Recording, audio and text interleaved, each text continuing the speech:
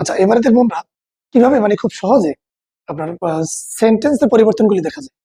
ন্যারেশনের ক্ষেত্রে কিভাবে সেন্টেন্সের পরিবর্তন হয় এবং কোনটার ক্ষেত্রে কোন লিঙ্কার্সটা বসে, এটা কি আমরা খুব সহজেই কিভাবে বের করতে হয় সেই সম্পর্কে আজকে জানাবো। তো দেখতে থাকেন। তো এখানে প্রথম লিঙ্কার্সে যেটা আছে, প্রথমত আছে কি যে সেন্টেন্স, তারপর হচ্ছে আইডেন্টিফিকেশন, তারপর হচ্ছে ভার্ব, ওটাকে লিঙ্কার্স। ওখানে কোন সেন্টেন্সে কোনটা বসবে, যেমন অ্যাসার্টিভ সেন্টেন্স। এই অ্যাসার্টিভ সেন্টেন্সে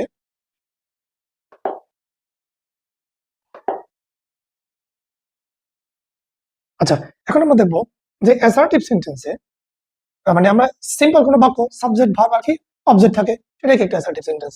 সেখানে ভার্ব হিসেবে কি থাকতে পারে, সে অথবা টেল, এর কি যেকোনোটা থাকবে মধ্যে ভার্ব হিসেবে। আর লিঙ্কার্স, লিঙ্কার্স কোনটা, এটা হচ্ছে যে ইনভার্টেড কমা উঠছে, যে ইনভার্টেড কমা উঠে কি বসবে, দ্যাট বসবে, এগুলো কি লিঙ্কার্স। পরবর্তীটা হচ্ছে ইন্টারোগেটিভ সেন্টেন্সে চিনবো কিভাবে, প্রশ্নবোধক যদি কোনো কিছু থাকে তাহলে বুঝবো কি এটা ইন্টারোগেটিভ।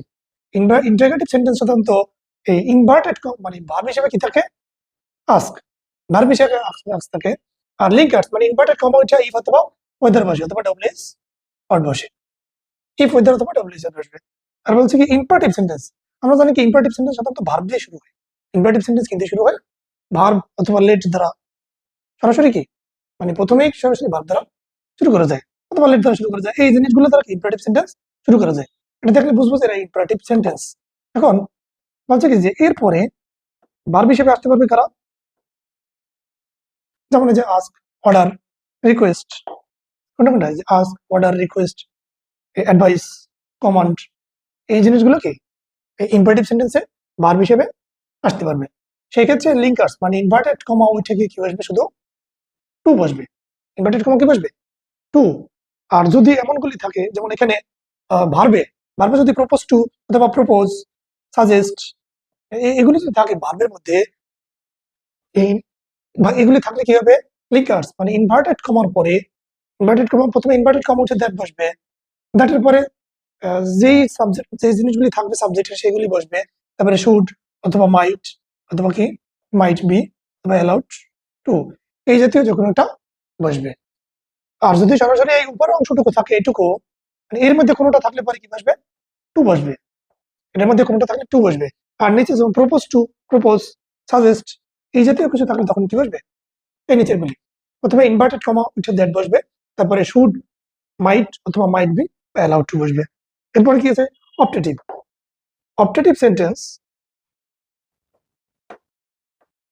আচ্ছা অপটেটিভ ভার্ব হিসেবে বসবে কি উইশ অথবা প্রে, উইশ অথবা প্রে কি ভার্ব হিসেবে থাকবে। আর ইনভার্টেড কমা উঠে কি বসবে, দ্যাট বসবে। আর দ্যাটের পরে মাঝখানে যে জিনিসগুলো সেটা বসবে, লাস্টে মাইট বসবে। আর এখানে কি আছে এক্সক্লামেটরি, এই যে এক্সক্লামেশন, নোট অফ এক্সক্লামেশন দেখলে বুঝবো কি এটা এক্সক্লামেটরি সেন্টেন্স। আর এখানে ইনভার্টেড কমা উঠে কি বসবে, দ্যাট। এখন আনন্দদায়ক যদি কিছু হয় তাহলে এক্সক্লেমড উইথ জয়,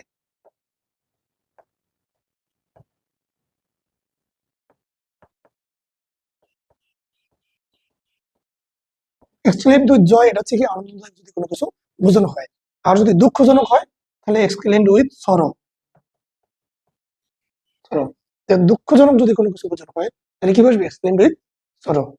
এটা গেল। এখন এইখানে যে উপরের সংক্ষিপ্ত জিনিসগুলি লিঙ্ক কাজটা দেওয়া ছিল, এই সবাই একটু দেখে নিন।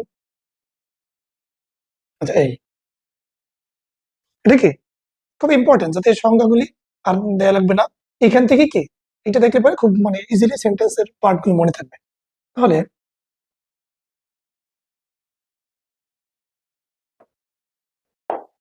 এখন দেখবো, যেমন হি সেইড, ইংলিশে যে he said I am reading a book, এটা কোনটা, এটা হচ্ছে অ্যাসার্টিভ সেন্টেন্সেস, মানে স্বাভাবিক কি সেন্টেন্স আছে। হি সেইড, এই যে সেইড থাকলে বলছিলাম কি assertive, I am reading a বুক।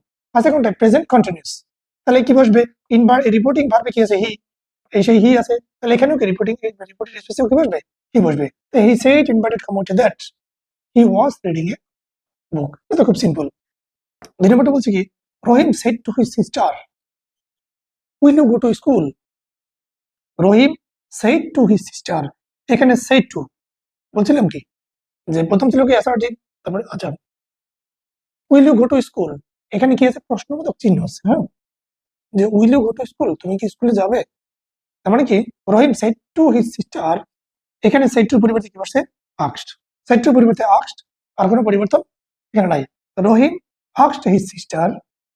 এবারে ইনভার্টেড কমা ওইটা কি, মানে ইনভার্টেড কমা নাই, ইনভার্টেড কমা ওইটা কি বলছে, ইফ, মানে ইফ রহিম তো person he, if he would, if he would go to school, বাকি যা আছে ওটার কি আর কোনো পরিবর্তন নাই, এই উইলের পরিবর্তে কি বলছে, উড। এবার বলছে কি যে we say to the chairman let us drop the matter, we say to the chairman let us drop the matter. তাহলে উই, এই সেড টু, সেড টু এটা কি বলছে, প্রপোজড, তো we propose to the chairman, এখানে said two, শুধু shed টুর পরিবর্তে দিতে পারছি যে প্রপোজড, তো we propose to the chairman let us drop the matter, ছিল কি let us drop the matter, এই লেট আস আর থাকতেছে না, শুধু কি বলবে drop the matter, let us কি বাদ হয়ে গেছে। তারপর বলছে কি যে he said to them friends help me, এখানে কি আছে, he said to them friends help me, তো অ্যাড্রেসিং অ্যাজ দেম, তাহলে এখানে সেড টুর পরিবর্তে কি বসছে, অ্যাড্রেসিং, এটার পরিবর্তে কি বসছে, অ্যাড্রেসিং অ্যাজ, তো অ্যাড্রেসিং দেম ইনভার্টের পরিবর্তে আছে as friends, he requested them to help him, he requested them help. Reporting ভার্বের, এর বলছে কি যে রিপোর্টিং ভার্বের সাবজেক্ট যদি থার্ড পারসন হয় তাহলে দ্যাটের পরিবর্তে ওই বসে, রিপোর্টিং ভার্বের সাবজেক্ট যদি থার্ড পারসন হয় তাহলে দ্যাটের পরিবর্তে কি বসে, ওই বসে। আর রিপোর্টিং ভার্বের সাবজেক্ট যদি ফার্স্ট পারসন হয় তাহলে দ্যাটের পরিবর্তে কি বসে, দে। সাবজেক্ট থার্ড পারসন হলে দ্যাটের পরিবর্তে ওই, ফার্স্ট পারসন হলে কি বসে, দে। যেমন he said to me let us go out for a walk, তো হি সেড উঠে গেছে, হি সেড উঠে কি বলছে, he proposed me to, inverted comma উঠে বসছে that, he proposed me to that, let us থাকবে না, he proposed me to that, এখানে অবজেক্ট কি ছিল, মানে সাবজেক্ট কি ছিল, হি, তাহলে should he should go for a walk. তারপরে বলছে কি যে father said to me may you pass the examination, এই যে মে পরিবর্তে কি বলছে, প্রেড, ফাদার এই সেড টু থেকে বলছে প্রেড, তাহলে father prayed that, I might, may হবে কি might, father prayed that I might pass the examination, বাকি অবজেক্টের অংশটা কি ওটাই থাকবে, father prayed that I might pass the examination. তারপর বলছে কি একটুখানি আছে, সেটা হচ্ছে যে মর্নিং, মর্নিং অথবা ইভিনিং যদি থাকে সেই পরিবর্তে উইশ বসে, সেই পরিবর্তে কি বসে, উইশ বসে। আর গুড বাই অথবা গুড নাইট যদি থাকে সেই পরিবর্তে বসে বিট। তাহলে যেমন Karim said good morning my friend, কি বললো, করিম সেড আছে, ইনভার্টেড কমা থেকে বসে টু, তো Karim said to his friend good morning, Karim said to his friend good morning. The man said alas, এটা কি exclamatory, I am done, the man said alas I am done, এটা কি exclamatory. The man, এটা কি দুঃখজনক বুঝাইছে, দুঃখ বুঝাইলে কি এক্সক্লেমড উইথ সরো বসে, দুঃখ যদি বুঝায় তাহলে কি বসবে, এক্সক্লেমড উইথ সরো। আর যদি আনন্দ বুঝাইতো তখন হুররে ওই পর্যন্ত গেম, তার মানে কি আনন্দদায়ক বুঝাইছে তখন বসতো কি এক্সক্লেমড উইথ জয়, তো দুঃখ যেহেতু এই জন্য exclaimed with sorrow, the man exclaimed with sorrow. পরে বলছে কি দ্যাট, ইনভার্টেড কমা উঠে দ্যাট, পরে এই হি ওয়াজ, বলছো কি আই এম আনডান, এর পরিবর্তে আসবে হি, আর এই এম হয়ে যাবে কি ওয়াজ, হি ওয়াজ আনডান, এরপর আর কোনো পরিবর্তন নাই। ধন্যবাদ সবাইকে। আর এইটুকুই ছিল আজকের মানে কি বলে ন্যারেশন পরিবর্তনের সর্বশেষ ক্লাস।